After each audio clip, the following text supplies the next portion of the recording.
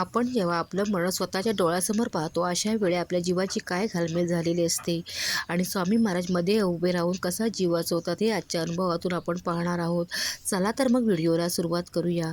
आणि हा अनुभव जर तुम्हाला आवडला असेल तर तो नक्की शेअर करा आणि तुम्ही चॅनलला सबस्क्राईब केलं नसेल तर नक्की करा, जेणेकरून सर्वप्रथम येणारे स्वामी महाराजांचे अनुभव तुम्हाला पाहता येतील व स्वामी महाराजांची प्रचितीही तुम्हाला येईल. तर हा अनुभव आहे सोलापूरमधील एका तरुणाचा. वय वर्ष 32.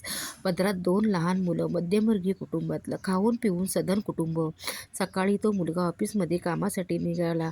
बाईक घेतली होती, त्याच्यामुळे घरातून तो लवकरच निघाला होता. रस्ता मोकळा होता, वाहनेही जरा बऱ्यापैकीच होती, त्यामुळे बाईकचा वेग जरा जास्तच होता.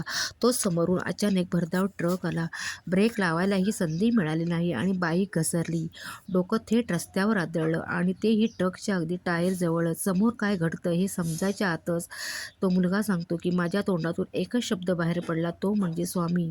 आणि मला सारखं जाणवत होतं की मला कोणीतरी छातीवरून धागाकडून मागे जोराने ओढतं आहे. माझा हेल्मेट फुटला, डोक्याला काहीच झालं नाही. ट्रक अगदी जवळून निघून गेला होता. बघता बघता सर्व लोक जमा झाले. ड्रायव्हरही घाबरलेला होता. तो मुलगा स्वतःला एकच प्रश्न विचारत होता की एवढ्या मोठ्या ॲक्सिडेंटमध्ये मी मेलो कसा नाही.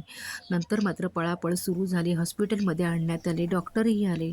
डॉक्टर म्हणाले की अशा केसेसमध्ये डोक्याला इजा पोचलेली असते, मुकामार लागलेला असतो, त्याच्यामुळे संपूर्ण रिपोर्ट काढावे लागतील. आणि मग काय, सगळे रिपोर्ट काढण्यात आले. ते सर्व रिपोर्ट नॉर्मल मिळाले. फक्त किरकोळ खरचटणं सोडलं तर काहीही झालेलं नव्हतं. डॉक्टरही चकित झाले. डॉक्टर म्हणाले की तुम्हाला कोणीतरी वाचवलं आहे, कारण एवढ्या मोठ्या ॲक्सिडेंटमध्ये तुम्ही बाहेर पडलात, हे एक दैवी चमत्कारच म्हणावा लागेल. नंतर काही दिवसांनी मला बरं वाटल्यानंतर मात्र मी अक्कलकोटला स्वामी महाराजांच्या दर्शनाला गेलो. तिथे गेल्यानंतर मात्र स्वामी महाराजांना पाहता क्षणी माझ्या डोळ्यातून अक्षरशः गळागळा अश्रू येत होते. का ते माहीत नाही, कारण माझ्या आणि मृत्यूच्या मध्ये माझे स्वामी उभे होते. यावरून काय सिद्ध होते, तर स्वामी आपल्या भक्तांच्या संकटात एकटं सोडत नाही, भक्तांना वारंवार मदत करत असतात. हा प्रसंग सांगताना माझ्याही अंगावर अगदी शहारे आले आहेत. तर तुम्हाला आजचा अनुभव कसा वाटला तो कमेंट करून नक्की कळवा. अनुभव आवडला असेल तर कमेंट बॉक्समध्ये श्री स्वामी समर्थ लिहायला विसरू नका.